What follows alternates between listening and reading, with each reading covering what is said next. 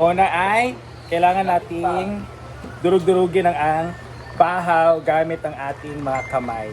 May talaga para yun merong strength, perseverance, and determination. Ano to? Tayo magluluto, kailangan muna natin, ito dito ba ha? Kaya kailangan natin siyang linisan nila, especially if they are gutom or if they wanted.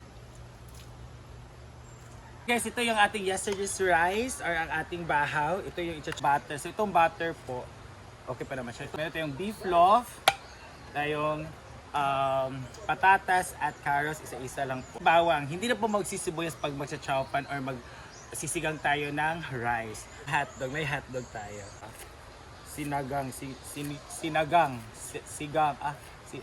basta fried rice. Ito yung ano natin, bawang. So, kuko na dyan na nato na siya. Dikdikin lang. It's time to peel. Ganitong peeling lang or pagbabalat lang. And it's time to slice. Ganyang slice lang. So, kapit Tagalog. Ito kapit Tagalog. Sorry sa Tagalog kasi bisya kami eh. Yan. Ganyan haba. Yan.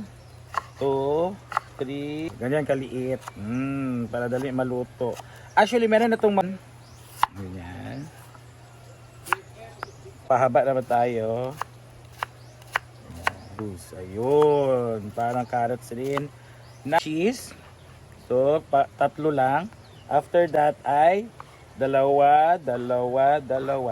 So, i-cubes natin to para you need tocino or ham. So, instead of ham, kasi wala tayong ham dito.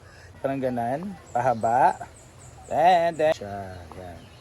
So, kung wala, pwede beef loaf, ay corned beef. Hi guys! Ngayon magluluto na tayo. So, kasi tapos konting mantika lang. So, this is butter. Hala, nakuha na ang butter natin para may lasa. Oh, sayang. Oh, ang bawang po, ang kasarian niya ay lalaki kasi boy bawang. Kasmekos, patatas. So, yan. Mga nahugasan na yan. Kaya ito mag-suffer. Ito. At ang ating so hotdog at beef loaf. Para din yung pang chow pa na talaga siya tignan. So ayan. Ang ating yesterday's rice. Ang ating, ayan o, nakikita nila diba?